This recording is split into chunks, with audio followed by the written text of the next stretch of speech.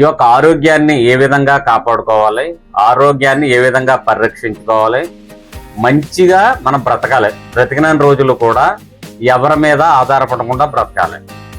ఎవరో కూడా మనల్ని ఎత్తుకోకూడదు. అంటే ఏంటి, మనం చేయిలు చాపకూడదు. చేయిలు చాపకుండా బ్రతకాలంటే ఏం చేయాలి, మనం మన ఆహారాన్ని మనమే పండించుకోవాలి. పండించుకున్నప్పుడు ఏమవుతాం, మనం ఎవరి మీద ఆధారపడం. ఎందుకంటే మన జాయింట్స్, లిగమెంట్స్ అంటారు, ఆ జాయింట్స్ కానీ మన బాడీలో పార్ట్స్ కానీ ఎప్పుడు కదులుతాయి, మనం ఆహారాన్ని పండించుకున్నప్పుడు కదులుతాయి. మీ కిచెన్ గార్డెన్ ఉంది, ఇది సింపుల్గా కనపడుతుంది. లేదా కిచెన్ గార్డెన్ అంటున్నారు, ఏంటిది కామెడీరా బాబు అనుకుంటారు. కానీ మార్నింగ్ ఉదయాన్నే లేచి కిచెన్ గార్డెన్ చేసుకుంటే, కిచెన్ గార్డెన్కి కానీ మన పొలంలో కషాయాలు కానీ చేసుకుంటే మీకు యోగా అవసరం లేదు, ఇంకోటి ఏంటంటే జిమ్ అవసరం లేదు, మంచి ఆరోగ్యం ఉంటుంది. డాక్టర్ దగ్గరికి వెళ్ళవసరం లేదు. మీ బాడీ పార్ట్స్ అన్నీ కలిస్తే అప్పుడు బాడీ మనకి చెప్తుంది ఏ పార్ట్ సరిగ్గా పనిచేయట్లేదని. ఎందుకంటే కమ్యూనికేషన్, మన బ్రెయిన్ కమ్యూనికేషను ఎక్కడికి వస్తుంది, మన బాడీ పార్ట్స్లో నుంచి ప్రతిదీ కూడా అవుతుంది. ముందు ఏముండాలి, మైండ్ ఫ్రెష్గా ఉండాలి. ఏముండాలి, మనసు అనేది ప్రశాంతంగా ఉండాలి. మనసులోకి మనం అంతా ఏం చేస్తున్నాం, బయట ఉన్న చెత్త చెదారం అంతా కూడా తీసుకుంటాం. ఒకటి చెత్త చెదారం అంటే ఏంటి, పనికి మాలిన మాటలు, ఉపయోగం లేని మాటలన్నీ కూడా మన మైండ్లో వేసుకున్నప్పుడు ఏమవుద్ది, చెత్త తీసుకొచ్చి అక్కడ పెడితే ఏమవుద్ది, కొంపొస్తుంది. అలాగే పనికి మాలిన ఆలోచనలన్నీ మన మైండ్లో పెట్టుకుంటే ఏమవుతాయి, అవి కుళ్ళిపోయి మన ఆరోగ్యాన్ని మెంటల్గా పాడు చేస్తాయి, మన ఆరోగ్యాన్ని కూడా ఎలా పాడు చేస్తాయి అంటే, మీరు ఉదాహరణకి దేని గురించి పనికిమాలిన దాని గురించి ఆలోచిస్తూ ఉంటారు. ఆలోచించినప్పుడు మన మైండ్ సరిగ్గా పనిచేయక పైనుంచి కింద దిగినప్పుడు ఏమవుద్ది, మెట్టు సరిగ్గా కనపడదు, ఆ మెట్టు నుంచి కింద పడతాం, అప్పుడు దెబ్బలు దొరుకుతాయి. అప్పుడు తల తగిలింది అనుకో మెంటలు వస్తుంది. సేమ్ అదే విధంగా మంచి ఆలోచన విధానం కూడా మంచి ఆరోగ్యానికి మరి ఒక తార్కాణం. కాబట్టి ఇటువంటి పరిస్థితుల్లో మన ఆరోగ్యాన్ని ఏ విధంగా కాపాడుకోవాలి, మంచి సమాజాన్ని సృష్టించాలి అంటే, మన పిల్లలు కూడా మంచి ఆరోగ్యకరంగా ఉండాలంటే ఏం చేయాలి, మన యొక్క ఆరోగ్యాన్ని కాపాడుకోవడానికి పోషణ అనేది చాలా ఇంపార్టెంట్. ఏ పోషణ వాడాలి, మనకు కావాల్సిన ఏంటంటే విటమిన్స్, అంటే విటమిన్లు ఉండాలి, మినరల్స్ ఉండాలి, ఎంజైమ్స్ ఉండాలి, అంటే మన ప్రోటీన్స్ ఉండాలి, తర్వాత కార్బోహైడ్రేట్స్ ఉండాలి, తర్వాత మనకి లిపిడ్స్, క్రొవ్వులు ఉండాలి, ఇన్ని ఉండాలి. మరి ఇన్ని అంశాలు ఉన్నప్పుడు మనం తీసుకునే ఆహారం ఏముంటుంది, ఏదో కాలక్షేపంగా తినేస్తున్నాం. అది కాదు, సమతుల్య ఆహారం తీసుకున్నప్పుడు మనం వేసిన కోడిగుడ్లు అన్నీ మేత అంతా కెమికల్ది. అసలు పాలు అనేవి 100% కల్తీ. ప్యాకెట్ పాలు అనేవి ఎవరి గేదెలు ఆవులు మేపట్లేదు కాబట్టి 100% పాలు కల్తీ. మనం వాడే ట్యాబ్లెట్స్ కల్తీ. మరి ఇటువంటి పరిస్థితుల్లో మన ఆరోగ్యం ఎలా బాగుంటుందా? మరి నేను ఒక 75 సంవత్సరాల ముసలావిడని టీ షాప్ దగ్గర చూశాను. ఈవేళ వస్తావు సామలకోటలో, 78 సంవత్సరాలు ఉంటాయి. ఆవిడ పప్స్ తీస్తుంది. చాలా బాధేసింది నాకు. ఏంటమ్మా నువ్వు ఎందుకు చేస్తున్నావు అని అడిగాను నేను.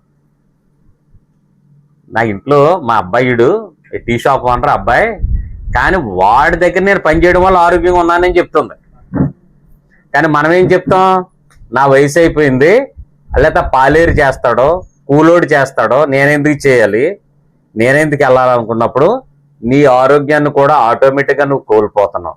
ఉదయాన్నే ఒక్క గంట మన పెరటి తోటలో కిచెన్ గార్డెన్ కానీ లేకపోతే సూర్యమండలం కానీ అవన్నీ వేసుకుని మొక్కలను మనం పెంచుకొని మన మొక్కకు వచ్చిన ఒక వంకాయ కోసి తింటే ఉన్న ఆనందం ఎందులో ఉంటుందా? మన దగ్గర బెండపాదులు, ఇప్పుడు మనం చెప్తున్నారు కోతుల గురించి చెప్తాను నేను.